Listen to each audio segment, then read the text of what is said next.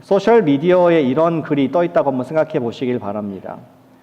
8월 미국의 관세 이후에 미국 경제가 붕괴 위기에 처하다. 서민들은 피눈물을 흘리다. 이런 거를 보신다면은 클릭해 보시겠습니까? 일단 말씀드립니다. 가짜 뉴스입니다. 제가 만들어낸 제목인데 굉장히 좀 이렇게 훅하고 우리의 관심을 쏠리게 되는 것입니다. 그리고 그러한 소식들은 발 없는 말이 천리를 간다고 많이 펴지게 되죠. 영어로 바이럴하다는 표현을 요새 쓰고 있지 않습니까? 그리고 그런 뉴스가 나가게 되면은 사람들은 아마도 모르게 해도 사재기를 하게 될 것입니다. 물가가 많이 오르고 경제가 어렵다. 이런 생각에 사재기가 일어날 것이고요. 예전에 팬데믹 때 휴지 대란이 있었던 것처럼 사재기가 일어나지 않을까. 또 우리 상점들의 강도가 들어서 루팅, 물건들을 훔쳐가는 일들이 사회적으로 있을 수가 있습니다. 그런데 문제는 그것이 가짜 뉴스였다는 것입니다. 잘못된 정보가 퍼진 것입니다. 그것으로 인해서 부작용이 너무나 큰 것이죠. 누군 생각할 때 뭐 잘못된 뉴스 아니면 말고라고 얘기할 수 있을지 모르겠습니다. 그런데 아니면 말고가로 해결되는 것이 아니라 이미 늦은 것입니다. 어떤 가게들은 큰 피해를 입었고 사회적으로 혼란스럽고 많은 사람들에게 손실을 입힌 것은 계산할 수 없을 만큼 큰 금전으로 환전될 수도 있을 것입니다. 가짜 뉴스와 가짜 정보는 아니면 말고 정도로 해결될 수 있는 것이 아닌 것입니다. 그것은 사회 구성원들 가운데에 신뢰를 무너뜨리고 그리고 더 큰 피해는 무엇이냐? 진짜 정보를 줬을 때 그것도 의심하게 되고 권위가 없어지는 그러한 심각한 부작용이 있는 것입니다. 거짓 정보, 거짓 말씀은 한번 엎질러진 물과 같이 담을 수가 없는 그러한 것이 아니겠습니까? 그리고 좀 영적인 관점에서 본다면은 그 거짓 정보의 근원지가 어디입니까? 사탄은 인류의 초창기부터 저와 여러분들의 조상의 아담과 하와한테까지도 그러한 거짓 뉴스를 배포했던 진원지입니다. 에덴 동산부터 인류 가운데에 가짜 뉴스를 퍼뜨리는 공장 역할을 해온 것이 사탄의 입이었던 것이죠. 하나님이 참으로 그러시더냐? 창세기 3장 1절에서 Did God really say? 선악과를 먹으면 진짜 죽겠다고 하셨느냐? 라는 거짓의 씨앗을 인류 가운데에 퍼뜨렸고 그 데미지가 엄청나게 왔다는 것을 우리가 지금도 느끼고 있습니다. 죽음의 데미지가 왔고 죄가 이 땅에 들어왔으며 그리고 끊임없는 죄책감이 우리 삶 가운데 있다는 것을 우리는 지금도 느끼고 있습니다. 오늘날 거짓말이 빛의 속도처럼 빨리 퍼져나가는 시대에 우리 그리스도인들은 어떻게 하겠습니까? 정말 우리 지혜의 글 야고보서 같이 말하기를 더디하고 또 사실인지를 철저히 확인하는 마음으로 참된 말씀, 바른 진리에 대한 헌신이 어느 때보다 더 필요한 것이 2022년도 우리 8월을 살아가는 우리의 자세가 되어야 할 것을 믿습니다. 왜냐하면 하나님의 나라를 이루는 하나님 백성들에게 있어서 진리의 말씀이 우리 정체성의 근간이 되기 때문에 그렇지 않습니까? 하나님이 말씀하신 진리를 우리가 믿고 아멘이기 때문에 우리 이 자리에서 하나님의 아들, 딸로서 예수님의 어린 양의 백성으로서 우리가 지금 예배를 드리고 있는 줄로 믿습니다. 저와 여러분들은 진리의 자녀들입니다. 아멘이십니까? 우리 안 믿으시는 것 같아요. 옆분에게 말씀해 주시면 좋겠습니다. 당신은 진리의 사도이십니다. 옆에 말씀해 주세요. 네, 진리의 사도. 진리의 사도가 되십시오가 아니라 여러분들을 이미 진리의 사람들입니다. 복음의 사람들이고 말씀의 사람들인 것을 축하드리고 축복합니다. 우리가 그러한 진리의 사도, 진리의 사람들인데 말세가 될수록 더욱 많이 퍼져 있는 거짓 뉴스, 거짓 말씀을 배격하며 더욱 진리의 목소리에 우리가 귀를 기울이고 그것을 헌신을 해야겠습니다. 그래야 가짜가 왔을 때, 사탄이 공격을 했을 때에 우리가 그것을 분별하고 No! 우리는 배격할 수 있는 능력을 얻게 될 수 있을 것입니다.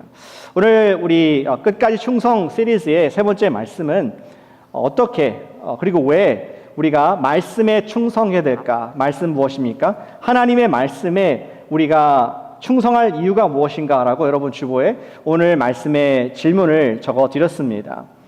우리 배경을 지난주에 이어서 또 이어갑니다. 바울이 아직도 우리 감옥에 있습니다. 우리 디모데후서가 빨리 끝나야지 감옥에서 벗어나실 텐데, 디모데후서 1장, 2장, 3장까지 오면서 디모데에게 바울 선생님이 지금 마지막 힘을 다해서 유언과 같은 말씀, 정말 끝까지 그 사역을 마치기를 원하는 마음으로 바울은 디모데에게 감옥에서 옥중 서신을, 마지막 서신을 쓰고 있는 것입니다. 우리가 첫 주 말씀에서 들었습니다. 복음에 충성하라. 너에게 맡겨진 그 복음 사명에 충성해라. 그리고 지난주에는 그 복음을 주신 예수님께 충성하라 말씀했습니다. 근데 바울은 로마 시대를, 바뀌어가는 로마 시대의 새로운 세대를 보면서 그가 이것을 대적하는 그러한 문화가 일어나는 것을 알고서는 말세에 고통하는 때가 올 것이다 라는 표현을 쓰고 있습니다. 그리고 이제 복음에 충성하는 사람, 예수님께 충성하는 사람들이 우리가 말씀에 충성해야 될 그 이유를 얘기해 주고자 합니다. 아마도 로마 제국에 이때 정도 됐을 때 팍스 로마나, 로마에 지금 평화로운 시대가 온 것 같습니다. 1세기 중후반이 되었지 않습니까? 바울이 62년도, 그래서 8년도 사이에 순교했다고 생각하는데, 팍스 로마나 이제 도로가 많이 건설되었습니다. 여행이 좀 편해졌고 말도 라틴어, 그리스어가 통용되는 그러한 유비쿠트산 문화가 통용될 수 있는 그러한 시대가 열리게 되었습니다. 그리고 질서, 법과 제도가 있고 황제가 다스리고 안정된 여러 소수민족들이 다 이제는 그 권위 밑에 들어와 있는 팍스 로마나 시대에 있으면서 우리 이전 세대와 다른 고민들을 새로운 세대가 했던 것 같습니다. 이전 세대에는 먹고 사는 것들이, 생존이 문제가 가장 큰 것이었다고 하면은, 이제 그 당시 MZ세대 같은 그 세대는 어떻게 하면 좀 더 내가 돈을 많이 벌 수 있을까? 어떻게 하면 좀 더 재밌게 쾌락을 추구하면서 놀 수 있을까? 살 수 있을까? 엔조이 할 수 있을까? 이러한 데 초점이 맞춰져 있던 것 같습니다. 이러한 세대 가운데에 바울은 이제 미래를 바라보면서 영원한 것, 거룩한 것을 추구하는 복음에 충성, 예수께 충성한 그리스도인들이 공격을 당할 수 있다는 것을 미리 보았습니다. 다시 말해서 바울은 이제 복음 중심의 세계관과 물질 중심의 세계관이라고 표현해 볼까요? 이 두 가지가 클래시, 충돌한다는 것을, 두 개의 허리케인이 맞닿을 것을 바라보면서 우리 당부의 글을 디모데에게, 그리고 우리에게, 말세를 바라보는 우리에게 말씀하고 있습니다. 우리 읽지 않았지만 3장 1절에 보니까 이렇게 시작하고 있습니다. 너는, 디모데는 이것을 알라. 말세에 우리가 크리스천이기 때문에, 복음 중심적인 세계관을 갖고 있기 때문에 고통하는 때가 이르를 것이다. 그리고 2절부터 9절 사이에 그 시대에 우리 말세에 고통하고 세계관이 충돌하는 모습들을 기록해놨는데, 제가 다 읽지는 않겠지만 제가 열거를 해보겠습니다. 숨은 그림 찾기를 하듯이 여러분들 2절, 3절 보여주시면서 여러분들 그게 보이는가 한번 확인해 보시길 바랍니다. 물질 중심의 세계관의 특징을 나열하게 됩니다. 2절 보니까 자기를 사랑, 돈 사랑, 자랑하고 교만하며 남을 비방하는 것, 그리고 부모의 권위까지도 거역하는 모습들, 감사가 마음이 없고 거룩한 것을 추구하는 마음이 1도 없는 모습들. 3절에 무정합니다. I don't care. 나만 잘 되면 됩니다. 원통, 모함, 무절제, 폭력, 악한 것을 사랑하는 마음. 4절에 보니까 이러한 특징이 있습니다.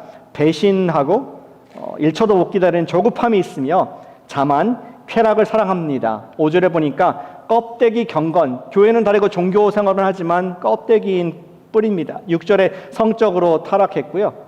7절에 보니까 고학력, 헛똑똑이 많다. 학위는 많고 배운 것은 많은데 지혜가 없는. 그러면서 이러한 물질 세계관이 복음 세계관과 충돌한다는 것을 얘기해 주고자 하는 것입니다. 지금은 로마 시대를 말하는 것입니다. 혹시 21세기 생각하실까 봐 다시 말씀드리는데, 로마 시대 때의 세계관의 모습입니다. 오늘날과 혹시 비슷할지는 모르겠습니다. 그러면서 바울은 보다 구체적으로 이 물질 중심 세계관과 복음을 믿는 사람들의 세계관이 충돌하는 예를 성경에서 찾아들고 있습니다. 8절에 보니까 이름이 등장하죠. 얀네와 얌브레가 모세를 대적한 것 같이 그들도 진리를 대적했다. 여러분 중에서 구약에 얀네와 얌브레가 누구인지 아는 분이 계십니까? 있으면 안 됩니다.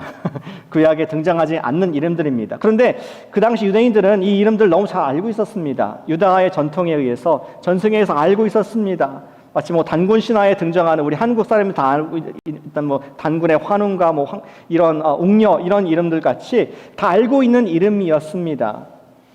그들의 트래디션에 의하면은 그 당시 모세의 시대 때에 우리 하나님께서 모세에게 Let my people go. 네가 바로한테 가가지고 출애굽시켜라. 그 명령을 받지 않았습니까? 모세와 아론이 바로 앞에 섰습니다. 그리고 모세의 손에는 지팡이가 들려 있었죠. 그리고 그러한 지금 주장을 우리 하나님께서 이스라엘 백성을 놓으라고 하십니다. 바로 얘기하자 바로가 얘기합니다. Show me proof. 증거를 대라. 이적을 해라. 그랬을 때 준비된 일을 하죠. 막대기를 땅에 던지니까 뱀으로 변하게 됩니다. 그러자 바로가 자기의 마술사들과 또 자기가 갖고 있는 리소스들을 데리고 오죠. 그때 등장한 두 사람이 우리 전승에 의하면은 얀네와 얌브레라는 사람이었습니다. 그들도 자기 지팡이를 똑같이 던지자 뱀으로 바뀌게 됩니다. 그리고 뱀이 막 기어다니는 상황 가운데 하나님의 뱀이 두 뱀을 집어삼키는 이야기가 성경에 등장을 하게 됩니다. 그 모습을 보자 바로는 마음을 딱딱한 돌과 같이 강팍하게 하면서 No! 나는 하나님을 믿지 않고 그의 음성도 모르겠다. 거절을 하게 되죠. 바울은 그때의 이야기를 하면서 이 두 개의 세계관이 충돌하는 것을 예로 들어주고 있습니다. 얌브레와 얀네는 이스라엘을 구원하신 하나님 뜻을 거부했던 당시 물질 중심의 애국 문명을 상징하는 것이었습니다. 더 이어서 바울은 자기 예를 좀 들기를 원했습니다. 자기가 살아오면서 어쩌면 가장 충돌을 경험하고 지금도 상처가 남아있었던 그 일을 기억을 하고 있고 예를 듭니다. 10절에 보니까 그는 안디옥과 이고니온과 로스드라 등 소아시아에서 당한 박해와 고난을 언급을 하고 있습니다. 그가 거기서 어떤 일이 있었을까요? 우리 1차 선교 우리 여행 때 기억하지 않습니까? 바울이 지금 언급한 안디옥과 로스드라 이고니온에서 복음을 전했습니다. 예수님이 하나님의 아들이셔. 그분께서 십자가를 지시고 우리를 위해서 돌아가셨고 부활하셔서 하나님의 아들로 증명이 되셨다라는 것을 전파를 했습니다. 진리를 얘기했습니다. 사실을, 팩트를 얘기했습니다. 그럴 때에 거기 있던 유다인들이 너는 우리의 율법을 무시하고 전통을 무시하는 어떻게 예수가 하나님의 아들이냐 하면서 우리 바울을 대적했을 뿐만 아니라 거부했습니다. 그리고 거부했을 뿐만 아니라 그를 미워하여서 군중을 선동했죠. 이런 사람은 우리가 율법이면 돌로 쳐 죽여야 된다. 그래서 일개의 무리가 와서 바울을 돌로 쳐 죽이게 됩니다. 그리고 놀랍게 그 뒤에 제자들이 다시 왔을 때 주님께서 생명을 연장시켜 주셨지 않습니까? 근데 그때 맞았던 돌 상처가 짱돌로 맞았던 것이 아직도 상처가 있으면서 예를 들고 있는 것입니다.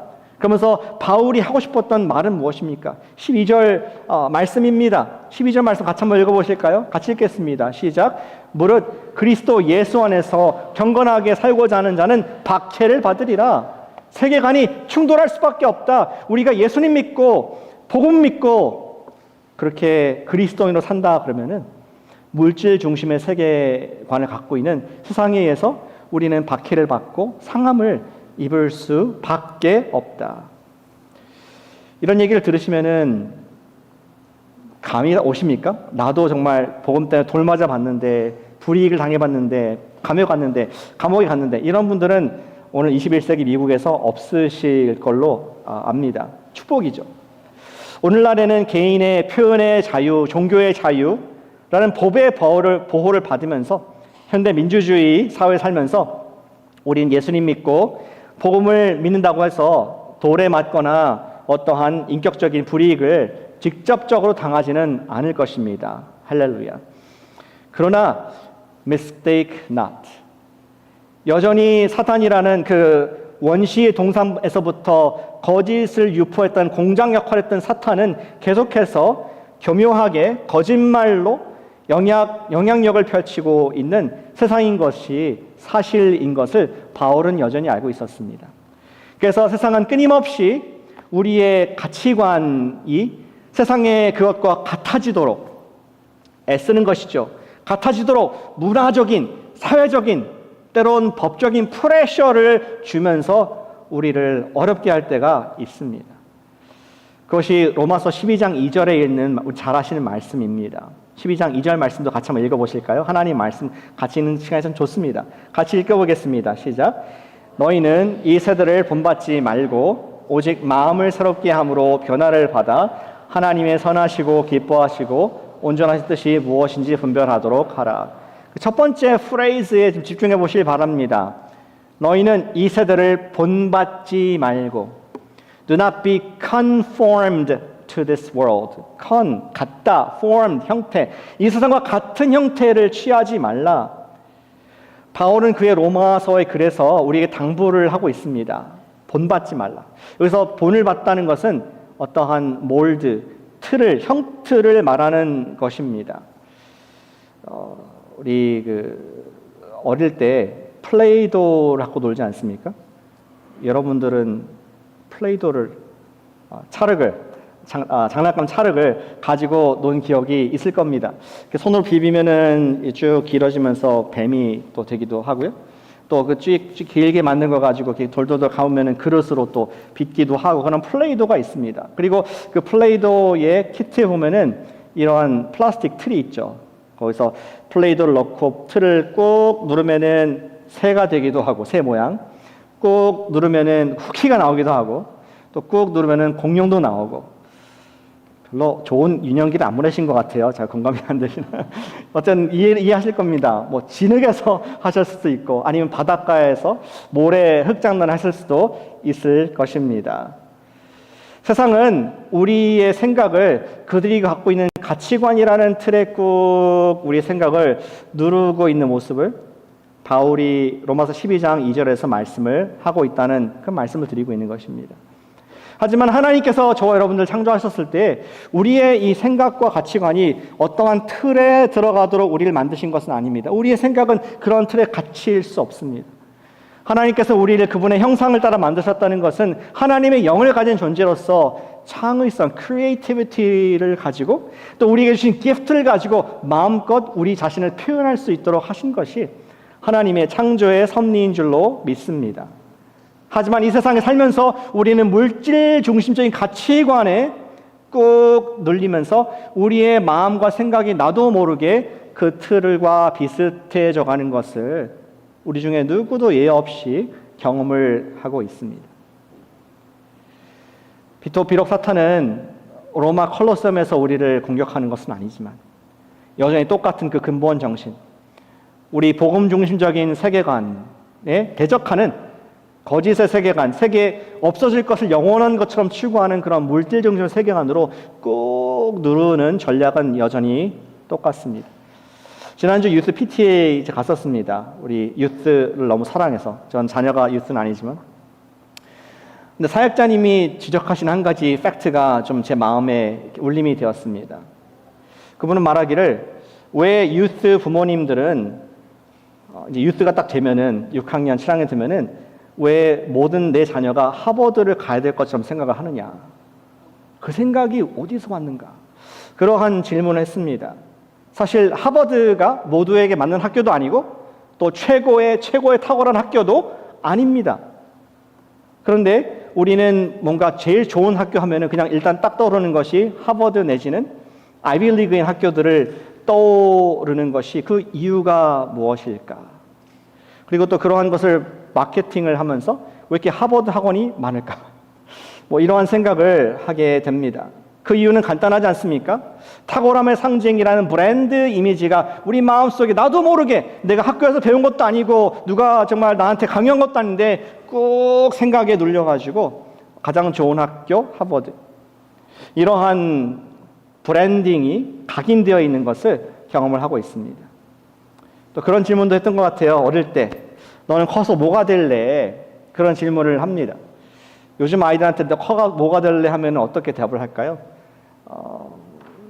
운동선수가 되고 싶어요. 우리 축구선수 아니면은 뭐 야구선수 되고 싶습니다. 아니면은 연예인, K-팝 스타가 되고 이런 얘기 할 거예요. 근데 옛날에는 무슨 직업이 돈을 가장 많이 버는지, 그리고 심지어 저희 친구들 때에는 아버지 연봉이 월급이 어떻게 되는지 막 비교하면서 서로 자랑했던 그러한 시대. 누가 그런 걸 가르쳐줬을까? 돈 많이 버는 직업이 좋은 직업이야 라는 가치관을 누가 심어줬을까? 우리는 생각 안 해보지만 그런 것들이 이미 우리 마음속에 우리가 살아오면서, 그리고 지금 우리 젊은 세대에도 여전히 이 틀이 있다는 것을, 세계관이 있다는 것을 우리는 부정할 수가 없습니다. 우리가 마음을 새롭게 하여 주님께서 주시는 변화들을 받지 않으면 우리는 계속 영적인 공격을 받게 되어 있습니다. 예수님의 피로 구원해 주신 우리의 의로운 심령은 상하게 될 것입니다. 우리 자꾸 부딪히게 되거든요.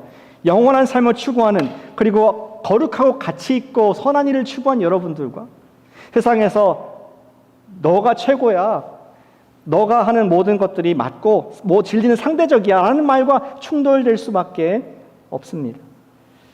그것이 소돔과 고모라에 살던 아브라함의 조카 롯이 경험했던 그런 상함이었다고 베드로후서에서 말씀해 주고 있습니다. 베드로후서 2장 8절 말씀에 이렇게 적혀 있습니다. 이는, 우리 롯은, 이 의인이 그들 중에 거하여 날마다 저 불법한 세계관의 물질 중심의 행실을 보고 들음으로 그 의로운 심령이 상하였다. 계속 누르니까, 계속 하나님을 경외하고 믿는 그 믿음이 자꾸 눌리니까 상하는, 깎이는, 피가 나는, 영적으로 그런 삶을 살았다고 합니다. 우리가 역사를 알지만 롯은 하나님의 놀라운 은혜로 말미암아 정말 말 그대로 구사일생으로 그가 소돔과 고모라 유황과 불이 떨어질 때에 거기서 구원을 받을 수가 있었습니다. But his wife was not so lucky.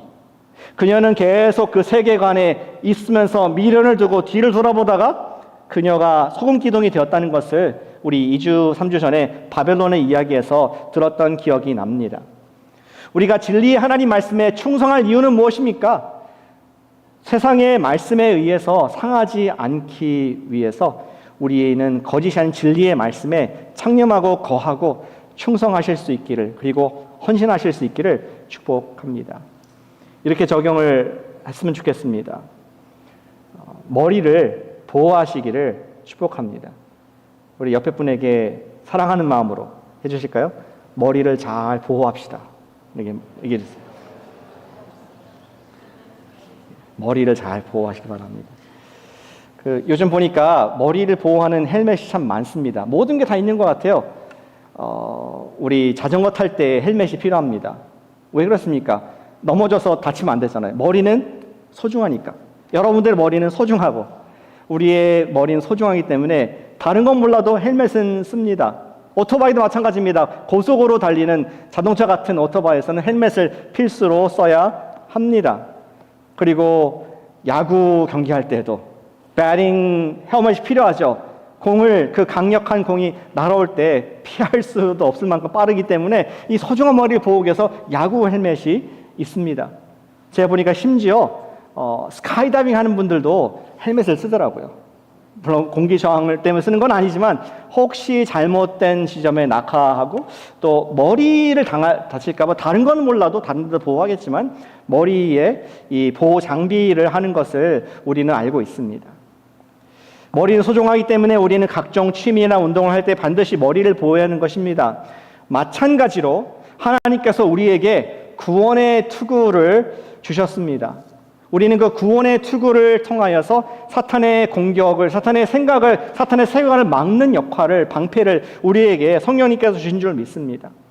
우리가 머리를 보호하지 않을 때, 다시 말해서 우리의 생각을 말씀으로 보호하지 않으면은, 말씀의 구원의 투구로 보호하지 않으면은 우리는 세상이 옳다 하는 것을 그대로 거길 끄떡거리면서 남들도 그렇게 하니까라고 바로 받게 되는 귀가 얇은 그러한 백성들입니다.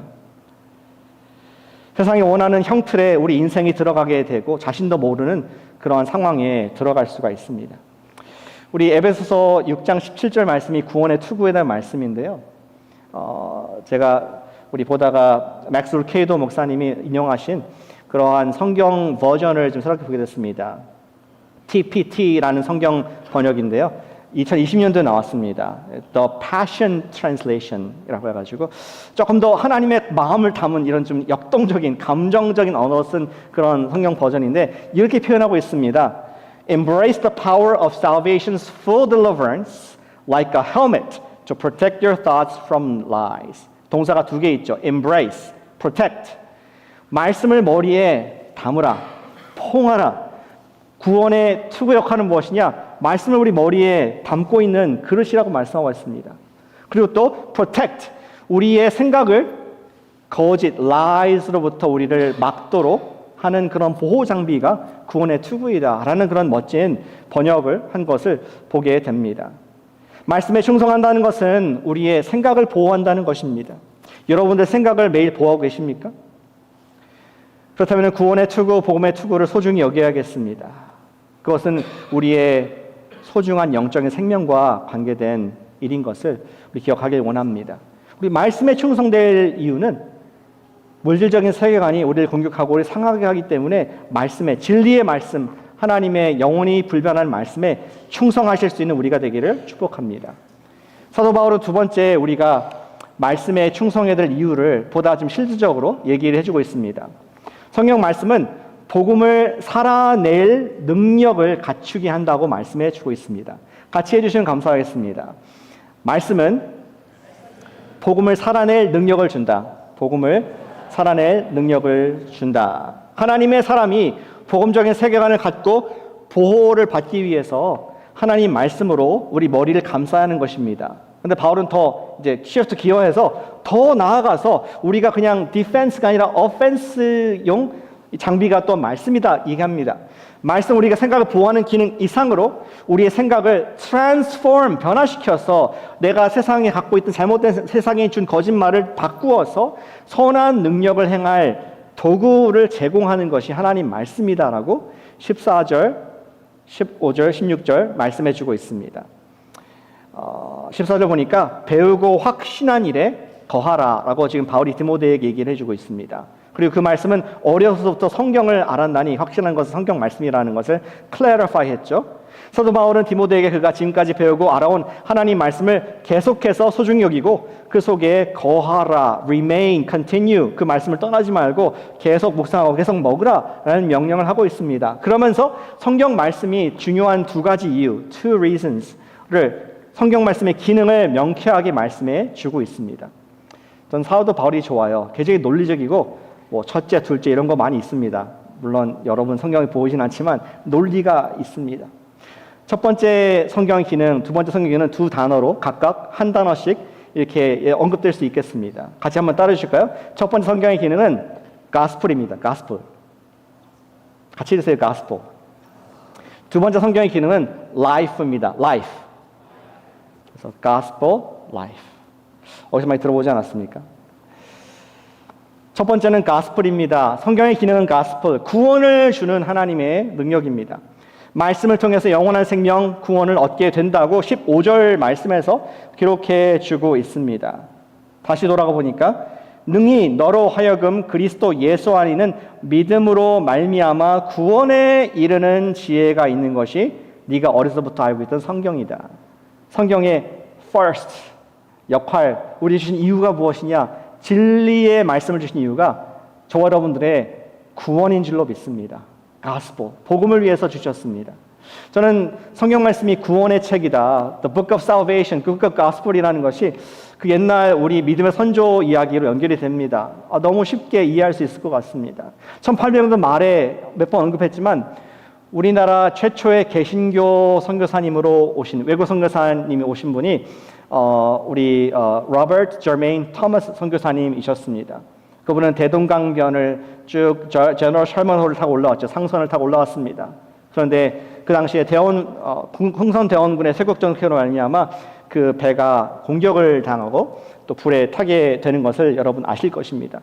그때에 많은 서양의 선교사님들 또 상선에 있던 트레이더들이 우리 무역업자들이 강변으로 내어놨고 그때 많은 사람들이 죽게 됩니다. 그러다가 우리 토마스 선교사님이 자기가 갖고 온 진보다리 중국 한자어로 된 성경이 있는 진보다리를 자기가 마지막인 것을 알면서 최대한 많은 사람들에게 성경을 그 자리에서 배포를 하게 됩니다. 그리고 자기를 잡으러 온 조선의 관군에게도 그 성경책을 하나 주게 되죠. 꼭 읽어보시면 좋겠다. 야수, 야수, 예수라는 말을 하면서 이것을 박춘곤이라는 우리 관군에게 전달을 하고 얼떨결에 받게 됩니다. 그는 그리고 그 자리에서 선교사님을 목 베어서 죽이게 됩니다. 그리고 long story short, 나중에 박춘곤 씨가 자기 집에서 그 한자로 된 성경책을 읽으면서 큰 감동을 받고 예수님을 영접하게 됩니다.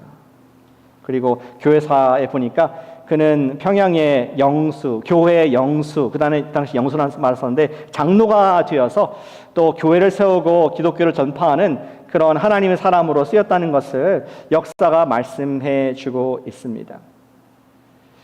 예, 그렇습니다. 성경 그 자체가 성경을 그대로 우리 읽을 때에 복음이 우리에게 영생을 줄 능력이 있음을 믿으시길 축복합니다. 성경의 첫 번째 펑션은 gospel, 우리에게 복음의 구원을 주는 하나님의 능력이 되는 줄로 믿습니다. 그리고 두 번째, 우리 성경을 주신 이유가 무엇입니까? 그것은 life. 우리가 성경의 기능은 말씀을 통해서 악한 세상에서 하나님의 선한 일을 행할 수 있는 삶을 살 수 있는 능력을 주는 것이 성경 말씀이다라고 얘기하고 있습니다. 17절 말씀해 보길 바랍니다. 이는 하나님의 사람으로 온전하게 하며 모든 선한 일을 행할 능력을 갖추게 하려 함이라. 단순히 말씀의 이 투구가 우리가 보호 장비만이 아니라 하나님의 선한 일들을 할 수 있는 능력이 된다. 우리 장비가 된다. 준비케 한다. equipped the saints 한다는 것을 말씀해 주고 있습니다. 왜냐하면 성경책은 그 어느 사람의 책과 다르기 때문에 그렇습니다. 16절 돌아가 보면 성경의 태생을 이렇게 얘기하지 않습니까? 모든 성경은 하나님의 뭐로 됐다고요? 감동으로. 또 다른 성경에는 하나님의 영감으로 되었다. 좀 더 깊이 그 단어를 파보면은 헬라어로는 God breathed. 하나님의 성령께서 숨을 내쉬신 말씀으로 된 것이다 라고 말씀하고 있습니다. 다시 말해서 무슨 뜻이냐면은 하나님 말씀은 그냥 우리가 지식적으로 그때 그랬더라 역사책 또는 뭐 공저월 맹절하면서 윤리 도덕책이 아니라 내가 이 말씀을 읽을 때 성령님께서 내 옆에 마음에 조명을 해주셔서 이 말씀을 통해서 찔림을 주시기도 하고 깨달음을 주시기도 하고 이 말씀을 행할 힘을 주시는, 다시 말해서 살아있는 God breathed 숨으로 된 말씀이라는 것을 얘기해 주고 있습니다. 우리가 어르신이 지금 돌아가셨나 안 돌아가셨나 볼 때 숨을 쉬는지 확인하지 않습니까? 이 하나님 말씀은 죽은 2000년 전의 말씀이 아니라 지금도 살아계신 하나님 말씀, 살아있는 책인 줄로 믿습니다. 그 책과 함께 함의 결과로서 성령님께서 17절의 말씀과 같이 하나님의 사람으로 온전히 컴플리트하게 해서 우리가 선한 일을 내가 혼자 할 수 없는 이 세상에 반하는 그러한 거룩한 하나님의 사명을 감당하게 하는 것이 성경의 능력이다 말씀하고 있습니다. The Book of Life. 구원을 주시는 것이 Gospel이 성경의 기능이고 Life. 우리가 그냥 영원한 생명 정도가 아니라 이 땅에서 Abundant Life. 주님과 함께 동행하면서 21세기를 살아갈 수 있는 방법과 목적과 길을 주시는 책이 성경인 줄로 믿습니다. 그리고 바울은 이러한 살아계신 하나님 말씀이 우리로 선한 일을 할 수 있도록 우리의 생각과 삶을 바꿔가시는 그 구체적인 디테일한 것을 16절에 그 과정을 적어놨습니다. 어떻게 하나님 말씀이 우리 마음을 새롭게 함으로 변화를 받고 선한 삶을 산 데까지 구체로 나아가게 합니까? 16절을 다시 보여주시면은 여기 몇 가지 단어들이 있습니다. 모든 성경은 하나님이 감동으로 된 것으로 교훈을 줍니다.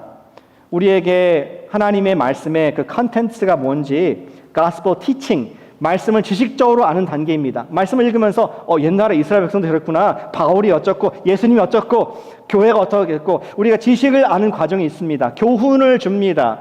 이것은 말씀 공부를 통해서 알게 되는 것입니다.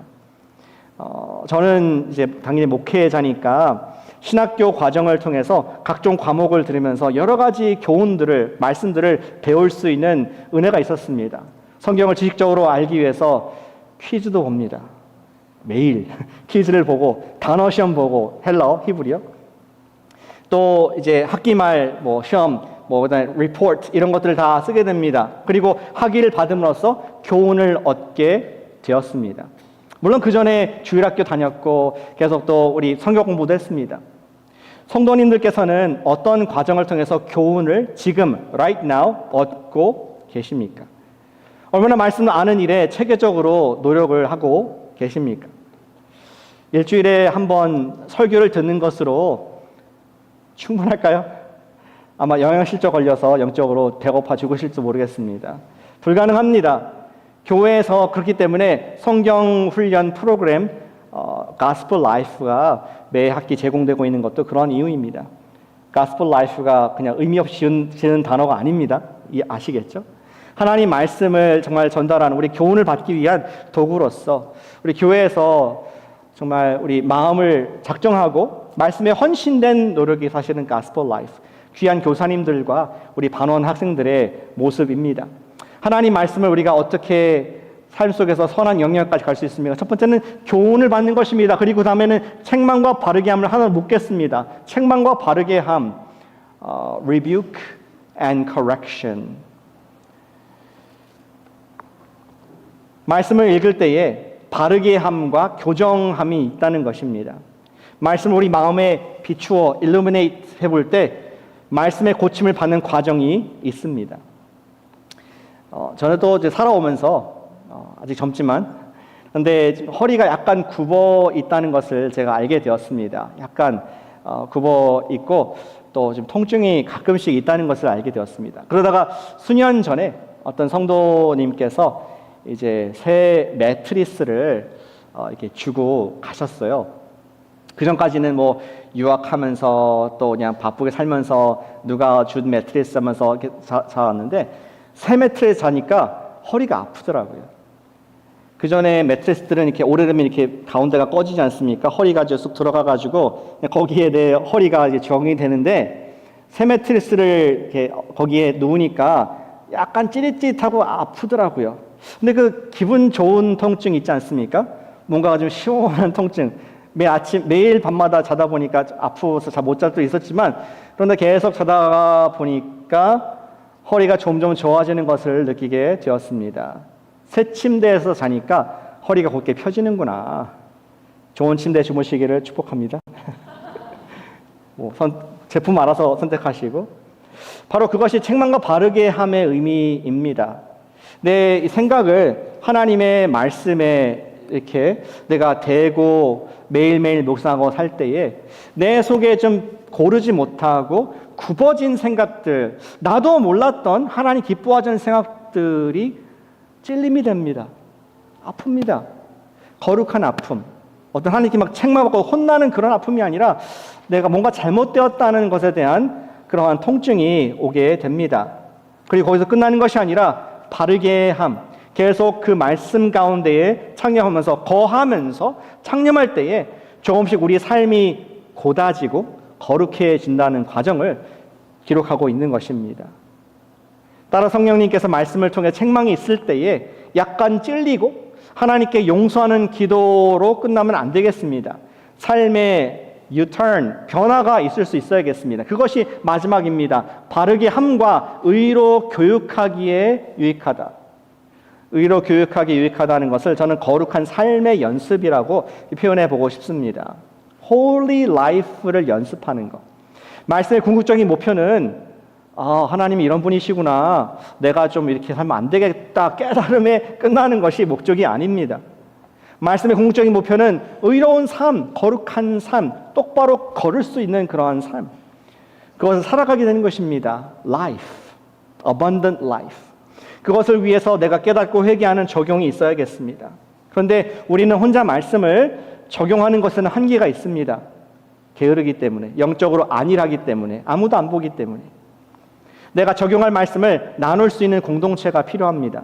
내가 뱉으면은 책임져야 되잖아요. 그렇죠? 그 사람 볼 때 또 부끄럽지 않기 위해서. 따라서 그러한 적용과 나눔이 훈련이 될 때, 나눔이 훈련될 때 저 여러분들의 삶이 말씀에 일치가 되어서 의로워지고 거룩해지는 과정을 사도 바울이 디모데후서 3장 16절에서 기록한 것을 우리가 정확 그대로 읽고 있습니다. 사랑하는 여러분, 이렇게 간단하게 그러나 좀 진지하게 적용을 했으면 좋겠습니다. 오늘 긴 말씀 드렸지만 말씀에 헌신하고 말씀에 거하는 우리 코너스톤 교회 여러분 모두 되시기를 축복합니다. 어제 토요일 아침 예배 때 이상진 집사님께서 교육부 훈련부를 격려하는 말씀을 하셨습니다. 근데 그 중에 공감되는 이야기가 하나 좀 기억나서 다시 좀 리피트합니다. 집사님 말하기를 요즘 우리가 AI가 중요하다고 생각하여서 아무도 뭐 시키지 않아도 이것도 해보고 저것도 해보고 그러한 것이 시도가 있지 않느냐 그렇게 얘기를 합니다. 누가 시키지 않아도 필요를 느끼고 내가 이 시대에 뒤떨어지지 않기 위해서 열심히 나름대로 연구를 하고 애를 쓴다는 것입니다. 그런데 신앙에 대하여서는 안일한 마음이 있지 않은가. 예수님 믿었으니 나는 천국이 지금 죽어도 보장이 되었으니 그렇게까지 열심히 뭐 하나님 말씀을 배우고 알 필요가 있을까 하는 마음들이 우리 속에 있지 않나 그런 돌아보는 말씀을 하셨습니다. 그러나 우리가 말씀에 충성하여 영적으로 성장하지 않으면 우리는 영원한 주님의 일을 위해 쓰임받을 수 있는 일꾼이 될 수가 없습니다. 우리는 오늘도 복음적인 삶을 살고 누군가에게 하나님의 선한 영향력을 미칠 수 있는 살아가는 그 기쁨을 우리 말씀에 준비되어 있지 않으면 결코 살아갈 수 없는 줄로 믿습니다. 그것이 디모데전서 4장 8절의 말씀이죠. 이렇게 적혀 있습니다. 길게 있지만 8절 마지막 말씀 보면은 육체의 연단은 약간의 유익이 있으나 AI를 배우는 것은 약간의 유익이 있습니다. 하지만 10년 뒤에는 무용지물입니다. 하지만 경건은 범사에 유익하니 금생과 내생에 약속이 있느니라. 아멘. 9월부터 가스펠 라이프가 시작됩니다. 우리 교회에서. 광고처럼 듣지 마시고. 여러분들이 죄를 이기는 삶을 살고 싶다면은 가스펠 라이프에 등록하시기를 축복합니다. 아멘. 여러분들께서 하나님의 뜻을 분별하고 싶다면은 가스펠 라이프에 등록하시기를 축복합니다. 여러분들의 인생에 변화하는 불안한 상황 가운데 흔들리고 싶지 않다면은 하나님 말씀 배울 수 있는 가스펠 라이프에 등록하시기를 바랍니다. 그리고 여러분들이 이제는 영적으로 받기만 하지만 않고 누군가를 세워주는 성장하고 싶다면은 어떻게 하라고요? 가스펠 라이프에 등록을 하시기를 축복합니다. 이번 가스펠 라이프는 주일반이 있습니다. 주중반이 있습니다. 주일반에서는 지난주 설교에서 나왔던 우리 복음으로 돌아간다고 하지 않습니까? 마가복음 말씀을 그냥 내가 놓쳤던 것들을 더 깊이 예수님의 그 말씀의 의미가 무엇인지 나누게 됩니다. 그리고 주중반에서는 시작의 책, 사명의 책인 창세기 공부를 통하여서 신앙의 뿌리로 돌아가는 우리 말씀으로 무장하는 시간을 갖습니다. 그 외에도 우리 더 심층 가스펠 라이프 반으로서 역대하, 에스라, 그리고 또 특별하게 이번은 교회 역사, 초대교회 역사 등 심화반이 개설될 예정입니다. 우리는 교회로서 다시 한번 말씀에 헌신한다는 의미를 지금 전파드리는 것입니다. 말씀에 정말 진심인 교회, 예수님께 순종한 일에 진심인 교회가 되기를 저는 간절히 기도합니다. 성도님께서는 오늘 말씀 바탕으로 어떠한 헌신을 하시겠습니까? 어떠한 시간과 여러분들의 마음의 투자를 하시겠습니까? 성령님께서 어떤 음성을 이 아침에 주고 계십니까? 수많은 거짓된 믿을 수 없는 나를 위하는 것 같이 나를 위하지 않는 그러한 많은 메시지들이 오는 것을 어떻게 여러분 견디시고 여러분을 향한 하나님의 그 아름다운 사랑의 그리고 또 계획의 메시지를 받으시겠습니까? 오늘도 말씀 바탕으로 말씀에 헌신하고 오늘 말씀 바탕으로 하나님 말씀 헌신하고 실제로 시간을 내어서 말씀에 거하고 열매를 맺는 가을이 풍성한 우리 코너스톤 교회가 되시기를 주님 이름으로 축복하고 기도합니다. 아멘. 기도하십시다.